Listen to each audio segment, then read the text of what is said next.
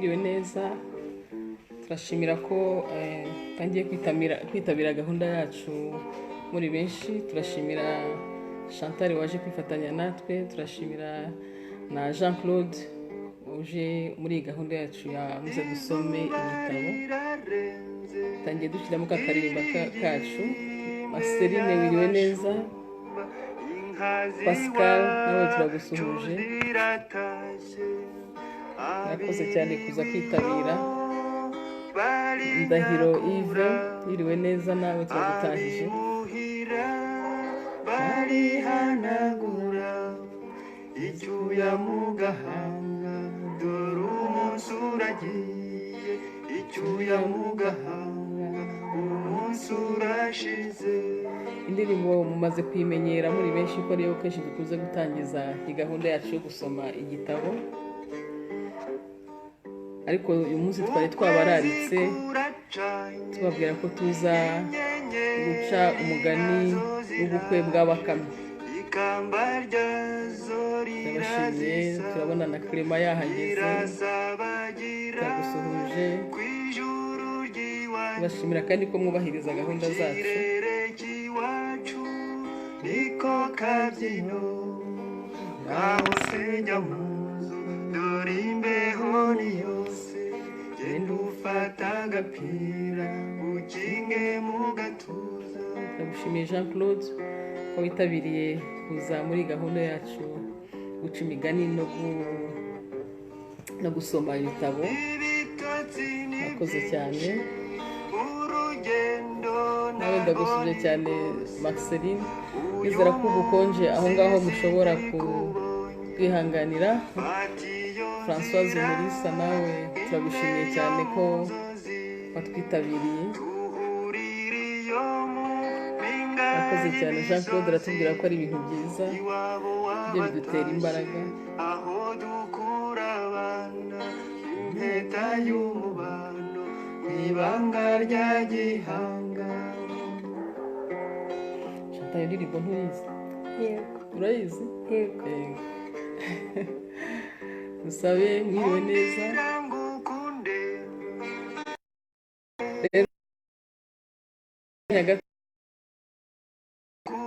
Duce wa mugani w'ubukwe bwa Bakame.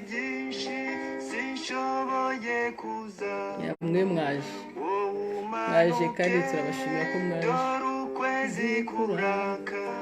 Uze muganirire, uragenda wishimye, nanjye kandi ubwanjye ndabashize agahinda. Rero tube turetse iyi ndirimbo, hanyuma duce wa mugani uvuga ku bukwe bwa Bakame nk'uko twari twabararitse. Wiriwe neza Simbi, mwakoze cyane kwitabira. Kera rero habayeho Bakame, nuko irasonza. Imaze gusonza ituma ku bisimba byose iti, mbese mwabisimba mwe ko nshaka kurongora, mwazaje mukantahira ubukwe. Ubwo mwumva ko yari inkuru ikomeye cyane aho ngaho bari batuye. Kumva Chantal na Claude murabateze amatwi n'abandi badukurikiye. Ubwo ibisimba biremera, birishima cyane, bihuza umugambi wo kuzaza muri ubwo bukwe bwa Bakame.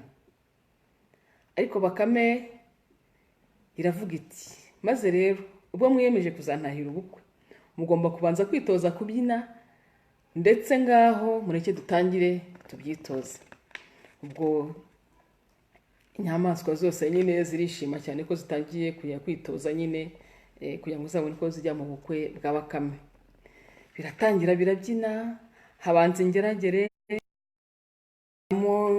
zirabyina nyine yerekana ukuntu izabyina ku bukwe bwa Bakame. Bakame iti, wowe ndabona ubizi, ubwo bukwe bwanjye uzabutaha. Hajyaho n'izindi zirabyina, Bakame iti, yemwe namwe muzabutaha. Ubwo hagiyeho ingeragere, hagiyeho impyisi, ubwo nyine zose zikajya ziyerekana, zerekana uburyo zizataha ubukwe bwa Bakame. Bakame ibwira inzovu iti, ngaho rero nawe jyamo maze ubyine. Utekereza inzovu ukuntu yagiyemo irabyina. Nuko inzovu iriterura kugira ngo ibyine, nuko birayinaniye, birayigoye pe ingana, ikiterura bikanga, nuko birayinanira rwose. Bakame iti wowe inzovu, ariko se ko mbona byakunaniye, urabona ubukwe bwanjye ko uzashobora kubutaha? Iti genda uzagaruka ubutaha, ubanza ujye kwitoza kubyina, niho uzashobora gutaha ubukwe bwanjye. Nuko inzovu irataha, agahinda karayica, iravuga iti se koko izi nyamaswa zose zizataha ubukwe, njyewe sinshobore kuza? Nuko Bakame irayibwira iti rwose rero kugira ngo uzashobore gutaha ubukwe bwanjye, ni uko ibyo bitako byawe hari ukuntu nabigabanya. Nuko inzovu kubera ko ifite agahinda kenshi irabyemera, nta kibazo, amatako yanjye nushaka kuyakureho, ariko nanjye nzashobore gutaha ubukwe bwawe, izindi nyamaswa zitazaza nanjye nkabura mu ruhando rw'amahanga. Ibindi bisimba birataha, bimaze gutaha iwabyo, inzovu yo irasigara, agahinda nyine kayishe, ariko ikagenda ikagaruka, ikagenda ikagaruka. Kera kabaye nayo iza gutaha. Biriwe neza Evariste, Jean Marie, nawe ndagusuhuje, nawe Makombe ndakuramukije, mwese ndabahobeye, murakoze cyane kuza kwitabira. Bakame nawe Bushayija, nawe ndagusuhuje. Simba birataha, ariko nyine inzovu isigara nyine ibabaye, ariko nayo iza gutaha ahinda. Nibwo rero nyuma yaje kuvuga iti nta kundi nyine nabigenza, reka nanjye ntaye, kubera ko nyine none se Bakame ko yanze ko nzataha ubukwe bwawe kubera ko byananiye kubyina. Nuko nayo nyuma iza gutaha, igeze muhira izuma kuri Bakame iti rwose se ko ushaka kugira ngo nanjye nzatahe ubukwe bwawe, nzabigenza gute? Nuko Bakame irayibwira iti nta kundi kiretse mbanje kugabanya kuri ayo matako yawe. Kubera agahinda inzovu yari yatahanye, inzovu irabyemera, maze Bakame ifata icyuma iratangira igabanya amatako y'inzovu, ibitako byayo irambika, irayibwira ngo ndagiye ndarangije. Bonsoir monsieur Ngesa Kofi Frederic, turabona nawe muri Côte d'Ivoire baje, kuko nari nawe nanditse titre mu gifaransa. Nous sommes en train de compter un conte du lièvre qui voulait se marier, peut-être au fur et à mesure on va t'expliquer. Nuko inzovu irataha, itaha, ariko murumva nyine yarababara kubera ko bari bakuyeho amatako. Aho itambagaye aho isazi zikayirembya. Bukeye nibwo yatumaga kuri Bakame iti rero Bakame, urebye narembye rwose, ntabwo meze neza, ugerageze unsubize amatako yanjye, dore isazi ziranyishe. Nuko Bakame rero ubwo nayo birayiyobera, yibaza uko izabigenza, kuko murabona yari yakase amatako y'inzovu kandi yarayabitse. Inzovu nibwo rero igize itya yohereza impyisi iti genda umbwirire Bakame subiza amatako yanjye. Impyisi igezeyo yumva umubabwe w'inyama iti mbese Bakame wahahiye hehe? Ubwo Bakame yari yizite, yari yihayeho iriye. Mwiriwe neza Fabrice, urakoze nawe kuza. Bakame iti wigire hepfo hariya, niwumva inyamaswa iza igira iti du yizibukire. Bakame iragiye, iteye akabuye k'isarabwayi, impyisi irazibukira. Bakame irika urutare runini, impyisi irasuma, noneho irasimbuka, ariko biranga, iryo buye irayifata ngo koco. Nuko impyisi iba ipfiriye aho ngaho. Bakame irikorera irataha. Inzovu yohereza ingeragere iti Bakame genda, Bakame akumpere amatako. Olivier nawe ndagusuhuje, na Fabrice ndongeye kugusuhuza, musanze turimo guca wa mugani twari twabararikiye. Alphonsine Mukashema nawe turakuramukije, murakoze cyane kuza aho ngaho ibwota amasimbi, turabasuhuje nubwo hakonje turabizi, ariko mwakoze kwitabira iyi gahunda yacu. Bakame ubwo nibwo yikoreye ya mpyisi irayitahanye. Inzovu yohereza ingeragere irayibwira iti ugende Bakame akumpera amatako dore isazi zandembeje. Ingeragere igeze iti yemwe kwa Bakame mpa amatako y'inzovu nyiyashyire kuko isazi zayirembe. Bakame iti uza ngo ahere ku marembo. Ubaza ibintu uri aho ngaho ku marembo waje ukinjira maze tukabanza byibuze tukanakuzimanira. Nuko barayizimanira, ariko mu kuyizimanira mwibuke ko yayihaga za nyama zaturutse he? ku nzovu. Ku nzovu, ku matako y'inzovu. Urakoze cyane, turabona turi kumwe mwese, ndabibwira ko murimo gukurikira. No, ubwo yangira avuga iti ati ko biryoshye, ati buse ubu ngubu bigenze ute uhahira? Bakame irayibwira iti rero uze ndajya kukwereka mpahira. Nuko nibwo nayibwiye ubwo ugiye ndagenda nkwereke hariya munsi y'uriya musozi, hanyuma nicyo nohereza ibuye, akabuye gato, nohereza ikindi kibuye kinini urebe ukuntu wihisha, hanyuma rero ubwo birahita bitambuka, urahita umenya aho nahahiye. Nuko ibyo yabwiye ya impyisi nayo iragenda yabikora, yohereza nayo ikibuye maze kirayihitana. Pascal, wiriwe neza, urakoze kuza kudutashya, natwe mwese turabahobeye aho mwese muri mwaje gukurikira uyu mugani w'ubukwe bwa Bakame, dore ko ari no kuwa gatandatu ahantu henshi habaye ubukwe, bwo niyo mpamvu twabaciriye uyu mugani wa Bakame nyiri ubukwe bwanyu. Bukeye ubwo ko izo nyamaswa zagendaga ntabwo zasubira kujya bagenze ikazibura.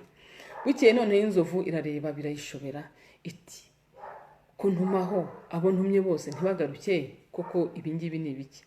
Inzovu ituma Nyarugwe. Ingwe iragenda iti yemwe kwa Bakame. Bakame iti iti Nzovu arantumye ngo mwoherereza amatako ye isazi zamurembeje.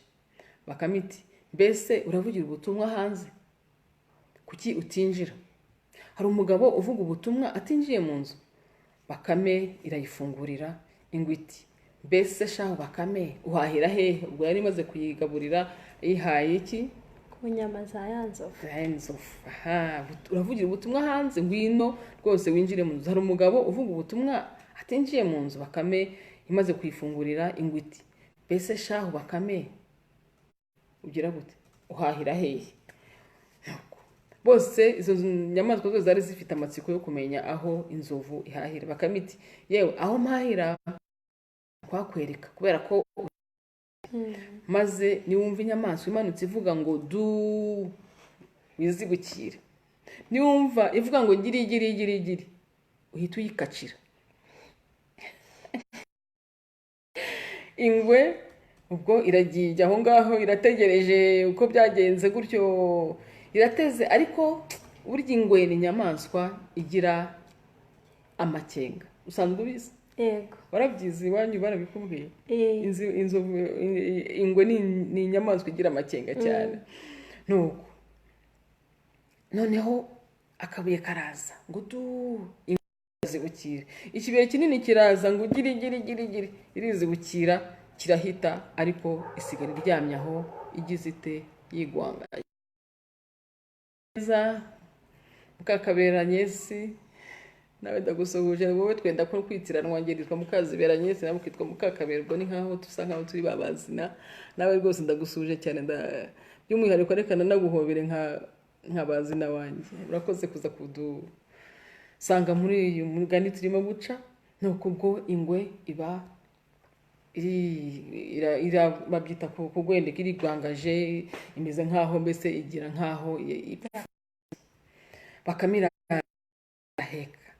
Sinzi uko yagize itya iranyerera. Wiriwe neza Priska, natwe kuko Chloe wiriwe neza, turakuhobeye. Nuko Bakame ubwo iranyerera, imaze kunyerera ingwe muzi ko igira urwara barujombye Bakame. Bakame iravuga ngo se ngwingiye koko ubu noneho ni bwoko ki, inyamaswa ni bwoko ki? Ubwo yari yayihetse yayishyize ku mugongo. Bakame iribwira iti ubanza basenga kubera ko ibi ntabwo ari bizima, ishyamba si ryeru. Bakame irakomeza igenda yafashe ya ngwe yayishyize ku mugongo. Reka rero Bakame ize guhura n'imbwa. Imbwa irayibaza iti yewe wa mugabo uhahiye he? Bakame iti enda aho nahahiye banza unyakire, ndakwereka, numara kunyakira ndaza kukwereka aho nahahiye. Ingwe yiyumvisha Bakame ko ari nyaryenge, irabitekereza irabikenga yuko iyicitse ya mbwa, iyicumita urwara, iyitsinda aho ngaho. Kubera iki? Bakame yarafashe wa muzigo wari urimo, ingwe ko yarayishyize nko mu kintu kimeze nk'igifuka, yiha imbwa. Bakame yirukira, imaze kugenda ubwo igira nyine mu ishyamba. Hanyuma rero ya mbwa yari ifashe, yari ihetse ingwe yikubita urwara, maze irayicikira aho ngaho, nyine imbwa igwa aho ngaho. Bakame ubwo yari yagiye ahantu kure cyane, nibwo yaje kugaruka aho ngaho, iza kureba uko byagenze. Bakame yikubise ku ruzi, iragaruka ije ihura n'iki na ya ngwe. Yego. Ingwe iti mbesera, uko buriya za Bakame zose nyine ni nkaho zisa. Ubwo ingwe ntabwo yashoboye gutandukanya, iravuga iti se nta Bakame mwahuye? Ibaza ya Bakame yari yagiye yirukanse ku ruzi. Se nta Bakame mwahuye? Indi iti ashwida, ahubwo iyo nabonye Bakame twahuye nayo yagiye yikubita muri kiriya cyobo, wajya kureberayo. Mwiriwe neza Claire, karibu muri iyi gahunda yacu yo gusoma ibitabo no guca imigani. Turakwishimiye cyane ko witabiriye iyi gahunda yacu dusangiye iteza umuco wacu imbere. Reka nizere ko hari abana mwaba muri kumwe kugira ngo tujye tubacira imigani, bityo bamenye umuco w'igihugu cyacu. Nuko nibwo ibajije iti ese ntayo wabonye? Niti cyeka yereka icyobo cyari aho ngaho hafi, tugiye ujye kureba muri kiriya cyobo. Nuko ubwo ingwe iragenda isesekamo umutwe. Urumva? Yego. Isesekamo umutwe. Isesetsemo umutwe, Bakame yita isunikiramo, imaze kuyisunikira Bakame ikiriryo, sinjye wahera hahera umugani. Ngo ubwo rero umugani w'ubukwe bwa Bakame aho birangirira. Ubwo ngubwo abaje mudusanga twaciye nyine uwo mugani, ariko ngira ngo hari abashobora kuba bawubuze, ariko reka twumve ako karirimbo mu gihe tugiye kwinjira muri etape ya commentaire. Claire, reka tubabwire mu magambo make n'ubukwe bwa Bakame yatumye izindi nyamaswa.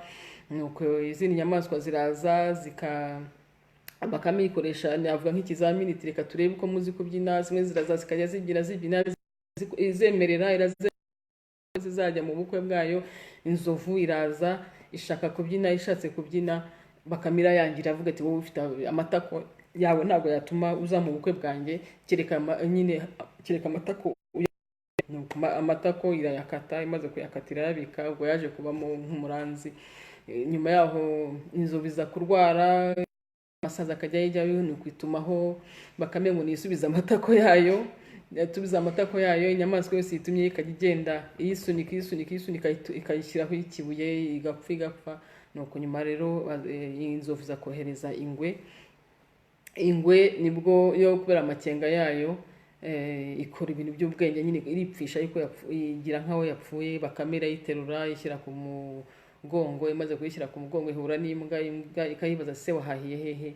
Nuko Bakame irayiyiha, ikubita urwara. Bakame iriruka, nyuma iza guhura ariko noneho yangwa iza kwica ya mbwa, iza guhura na Bakame. Ingwe ibaza Bakame aho niba itahuye nayo, avuga iti ni muri rya rwubo. Nuko ingwe yinjiyemo, Bakame ikubitaho ikibuye. Nuko ingwe iba igumyemo, sinjye wahera.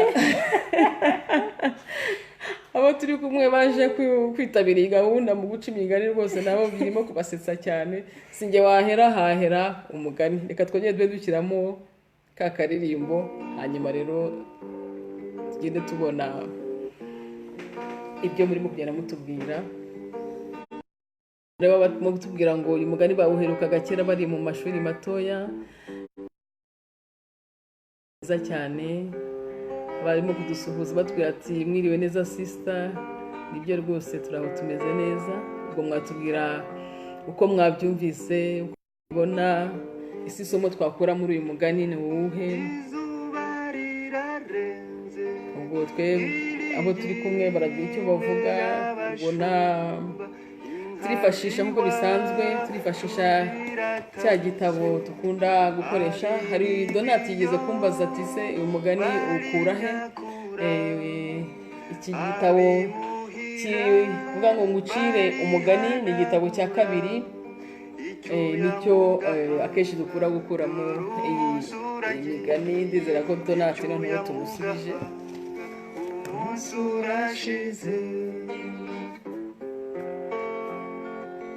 Ibi ni ibituruka mu muco wacu, sibyo Chantal? Iwanyu ntibajyaga bagucira imigani ngaho mbwira. N'umwana rero tubana hano nabo baje kugira ngo duce imigani.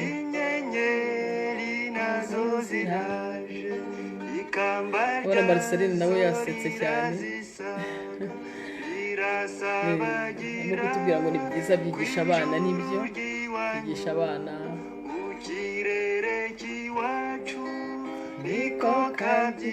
Nibyo rwose umugani ni mwiza cyane. Mwiriwe neza Eda, tuguhaye ikaze. Murakoze cyane kuza kwifatanya natwe muri gahunda yo guca umugani w'ubukwe bwa Bakame. Dufite batumirwa hano. Dufite umutumirwa witwa Jean Claude, umutumirwa witwa gahunda barayumvise, irabashimisha, baza kwifatanya natwe. Ubwo namwe nimuzabona akanya turabategereje. Ababa muri Canada, ababa muri Amerika tubona hano, ababa mu Bubiligi, ababa mu Bufaransa, abo duturanye hano mu Rwanda, igihe cyose mushobora kuza tukaganira tugaca imigani, tukajya tuvuga no kuri ibi bitabo tuba dufite. Urabona ibyo twifashisha, igitabo cy'inkingi y'umuco nyarwanda yihutisha iterambere.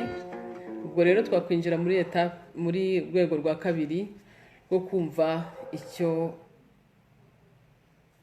twavana muri uyu mugani. Reka njye wenda Chantal, Jean Claude, muri uyu mugani ese ni iki, kugira ngo tugisangize n'abandi, ariko nabo baragenda batubwira uko babibonye. Reka rero ntangire ko tubaye gahunda ivuga no gusoma igitabo. Reka ndebe ku n'umunani aho havugwamo, mwibuke ko Bakame yari yatumiye izindi nyamaswa bagenzi bazo kugira ngo baze bategure nyine ubukwe bwayo. Hanyuma aho bisa nkaho bigaragara, ariko harimo n'ikintu cy'ubuhemu. Muri iki gitabo rero havuga ngo iki: inkingi z'umuco w'u Rwanda zihutisha iterambere. Guhemuka byitwa iki? Kubera ko babwira ngo hari ubukwe buhari, kandi mu by'ukuri ntabwo ubwo bukwe bwari buhari. Guhemuka mu bijyanye no gufatanya n'abandi, guhemuka bigaragarira mu guterana abandi no kutubahiriza ibyo wiyemeje. Guhemuka bishobora kuvamo kunyereza umutungo, kubeshya no kugambanira abo mwari mufatanyije igikorwa.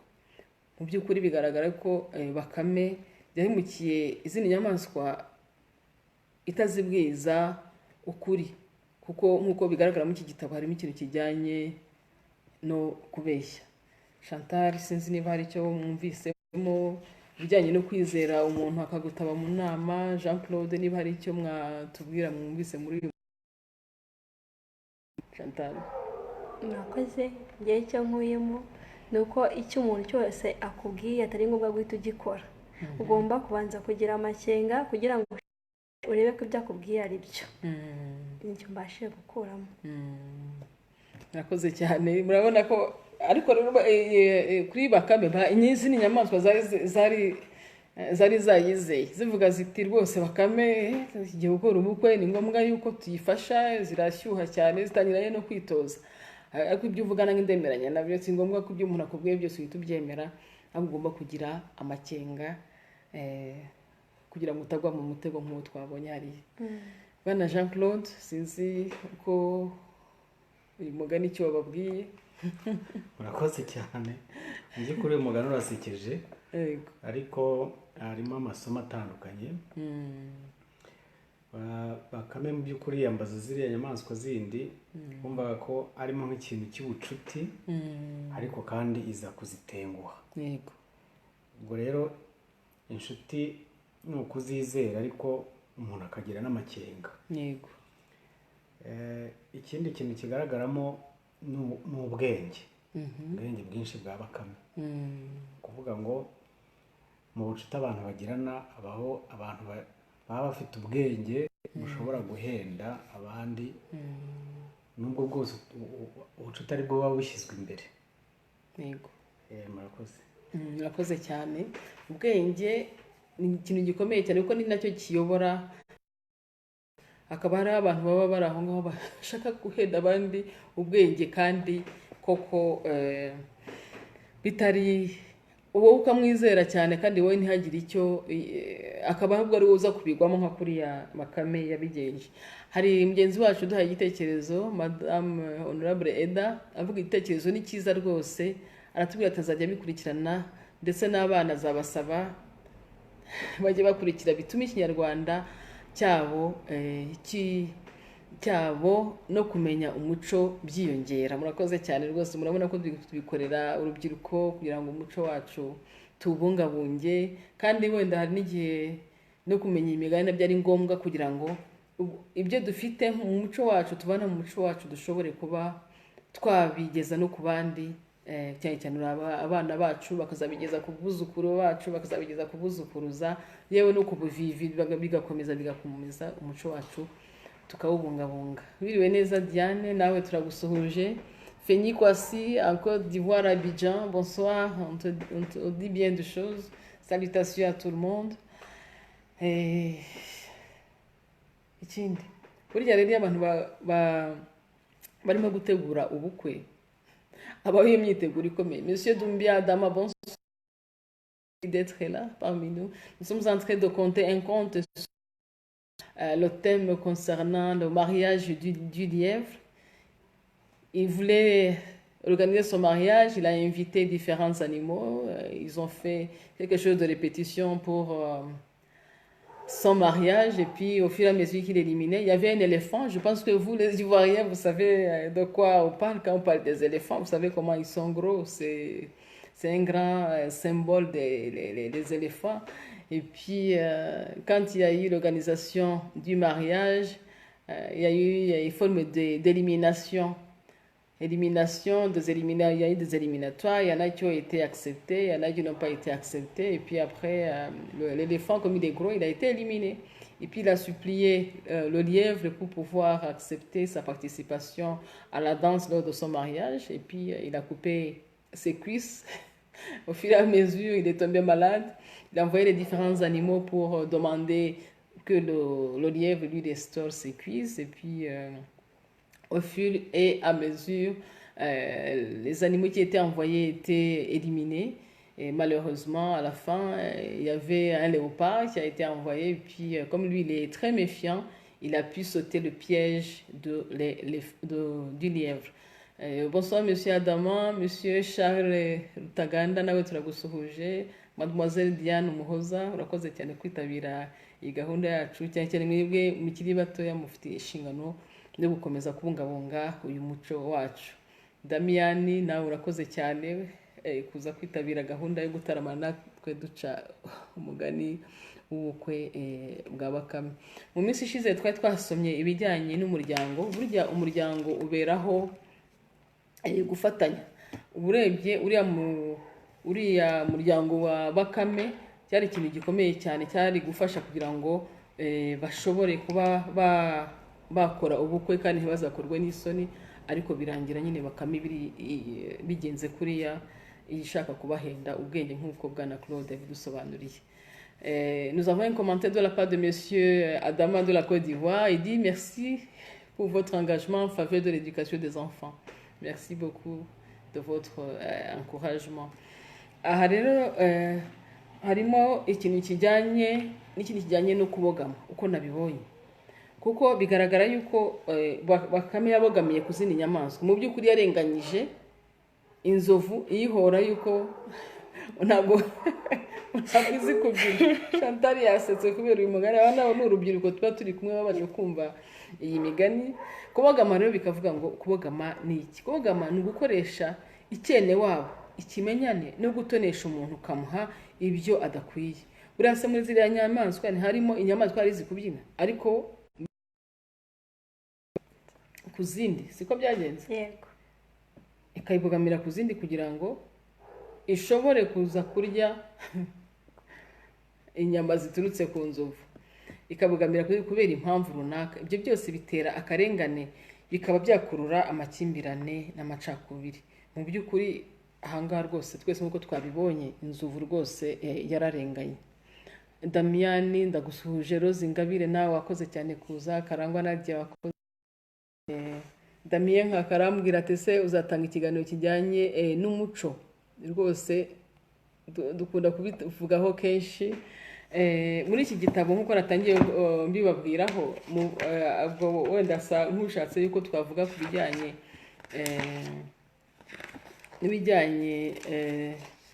n'umuco. Reka wenda nabyo mbivuye ko nakunze kugisoma kenshi. Umuco ni iki? Ndumva Damien asa nk'ushatse ko tubivugaho, wenda reka mbibasomere uko muri iki gitabo bivuga, ariko namwe mbagira inama yuko wenda mwazana gishaka. Chantal nkawe ukiri mutoya, namwe Damien namwe Claude ndabizi yuko musanzwe mubizi, ariko wenda twabyibukiranya. Umuco ni isangano ry'ibimenyetso byihariye biranga umuryango runaka w'abantu, bikagaragarira mu mitekerereze no mu mikorere, mu bumenyi no mu marangamutima by'imbaga igize uwo muryango. Kuri ibyo bisobanuro by'umuco bitangwa na UNESCO, hiyongeraho ko umuco uhuriza hamwe ubugeni n'ubuvanganzo, uburyo bwo kubaho bw'abagize iyo mbaga, uburenganzira remezo bwa muntu, amahame shingiro, imigenzo gakondo n'iyobokamana, uko ibihe bisimburana. Umuco nanone ukagenda ukiyubaka mu buryo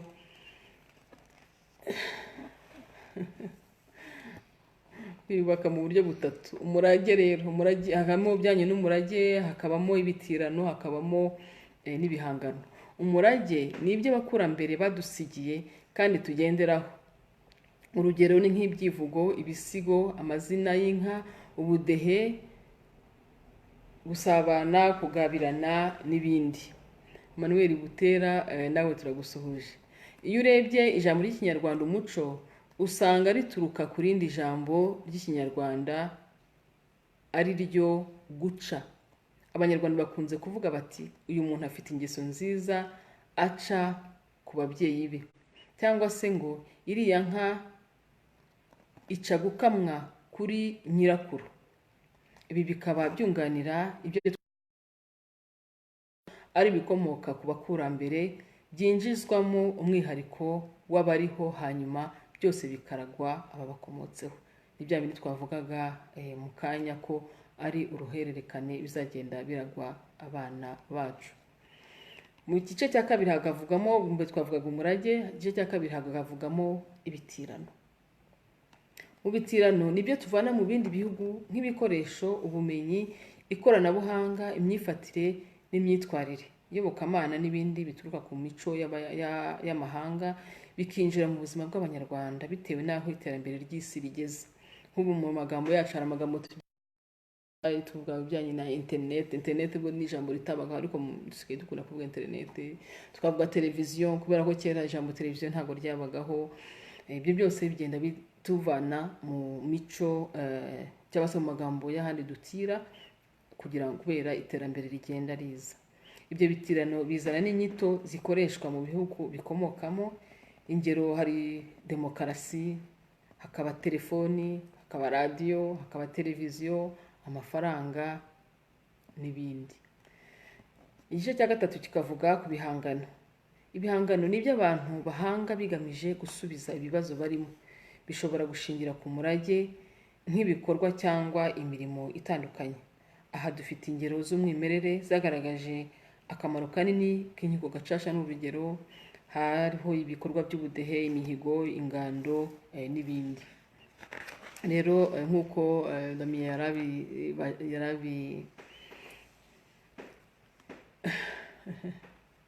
yarabivuze yarabibajije ngibyo ku byiciro uko ari bitatu, ariko akaba arimo kuvuga ati rwose ninza yamvuga Damien mwenye munongeraho izina rye rya Nkaka, rwose Damien Nkaka ngibyo ibyo wari usabye ndashoboye kubigusomera muri iki gitabo kivuga ku nkingi z'umuco w'u Rwanda zihutisha iterambere.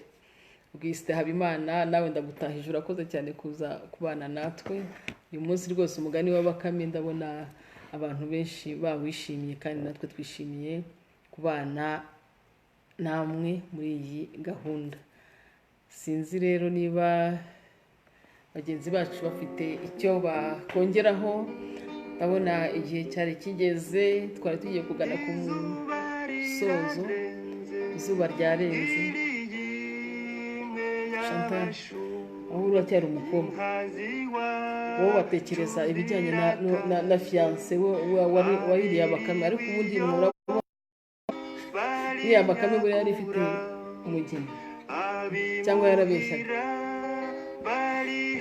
ngewe ko mbibona nuko yabeshyaga kugira ngo ibone uko yibonera ku nyama z'inzovu, ikabikoresha muri buriya bwenge bwayo, ivuga ngo nibabanze babyine irebe ko bazabishobora, hanyuma yabona inzovu itabishoboye ikavuga ati reka nze nkwereke uko mbigenza. Harimo amanyanga aho kuri Jean Claude yabitubwiye. Hanyuma se kugira ku bana b'abakobwa ni nk'umwana w'umukobwa, nirimo kwibaza niba Bakame koko yari ifite fiance. Jean Claude niba hari icyo watubwira ukurikije Jean Claude, ariko akaba ari Jean Claude watubwiye ngo iki gikorwa ni ukukimenyekanisha kikazakomera kurushaho. Abazagikomeza rero ni mwebwe, mukaza tugaca imigani nk'uko mugenzi wacu Honorable yatubwiye ati ni kuyatubwira abana bakaza bakakurikirana. Hari abo mu mahanga nko muri Canada batubwiye ko bagiye bafata abana iyo tugiye guca imigani bakaza bagakurikira iki kiganiro. Hari muri Côte d'Ivoire naho hariyo abantu baza bakabikurikira. Hari mu Bubiligi nabo bafata abantu bakabagira uruhande tukabaca imigani gutya bareba.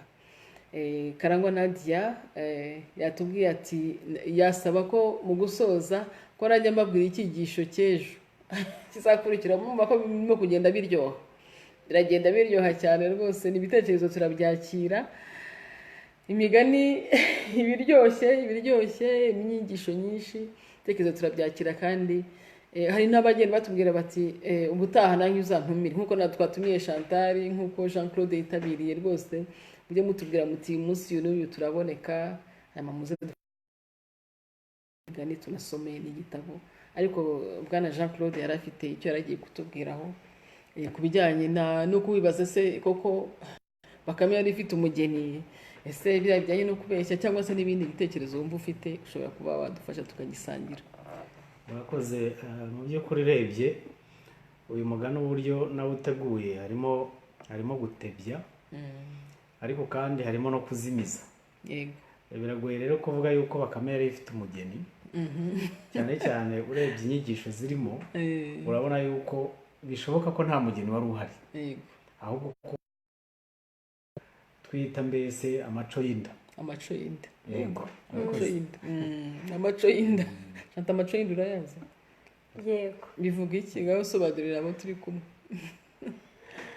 Amaco y'inda ni ukuntu umuntu akubeshya ikintu ashaka kugaragariza nyine ko icyo akubwiye ari cyo, kandi akubeshya. Yego, akubeshya ariko aganisha hehe?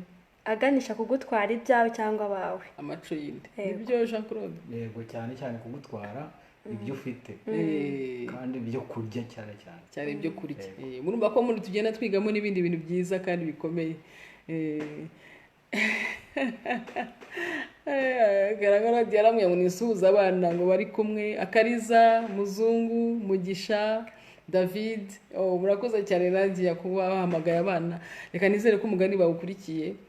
Akariza biriwe neza, Muzungu biriwe, Mugisha, David, rwose turabahobeye cyane kuba kari tubashimira ko mwaje gukurikira uyu mugani. Rero burije turabona tugiye kugana ku musozo, tubashimira cyane ku buryo mwitabiriye, tubashimira cyane n'ibitekerezo mwatanze, tubashimira yuko mwatugira inama yo kuzaca undi mugani tukawubabwira.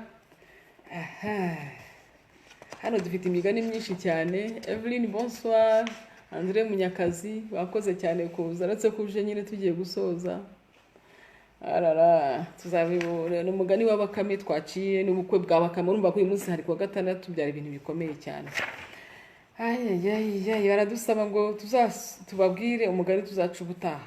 Hano dufite imigani myinshi, hari umugani wa Nyangoma ya Nyabami murawuzi, harimo Nyiranzi twose nawe ni umugani uhari, hariho Nyirangeri, harimo imigani rwose itandukanye, ariko tugera tubahitiramo dukurikije nyine nuko mugenda munabisaba. Murakoze, ngo barishimye cyane, ngo abana baraye neza, natwe turishimye. Ubutaha bazagaruke kandi n'abandi ubabereye urugero kugira ngo nabo bajye bazana abana kugira ngo tubacire imigani.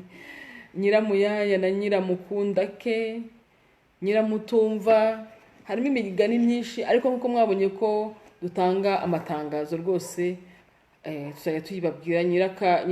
Nyirakabakobwa, Nyirabwiza, harimo imigani myinshi cyane, Nyirabagabe, ariko numva nkuko mwabisabye rwose twabahitiramo Nyangoma ya Nyabami,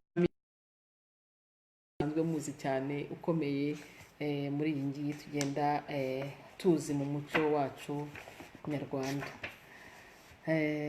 Imana ibahe umugisha. Rero reka dushyireho aka karirimbo tubasezera, turabifuriza wikendi nziza, tubabwira ngo Imana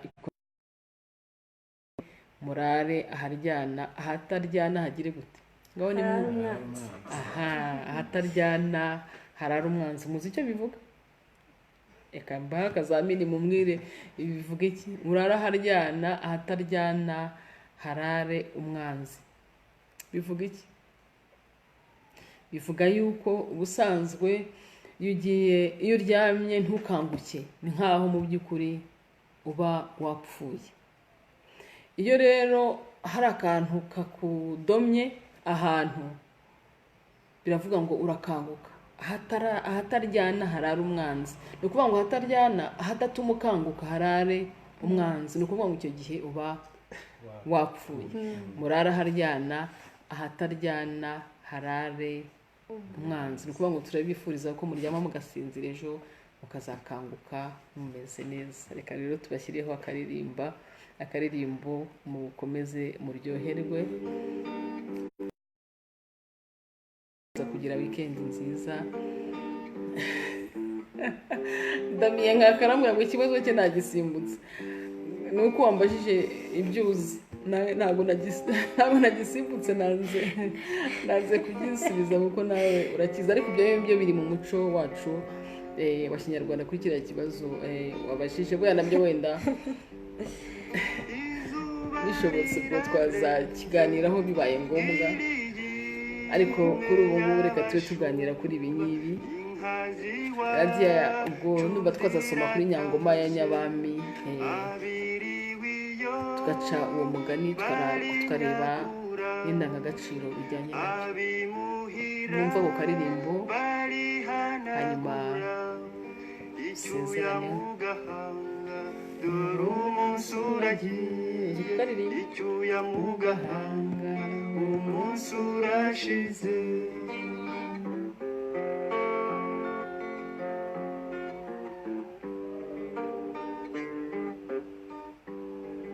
Ukwezi kuracanye, inyenyeri nazo ziramba ryazo rirazisaga, rirasabagira kw'ijuru ry'iwanyu, mu kirere cy'iwacu niko kabyino. Ngaho se jya mu nzu, dore imbeho ni yose, genda ufata agapira ukinge mu gatuza.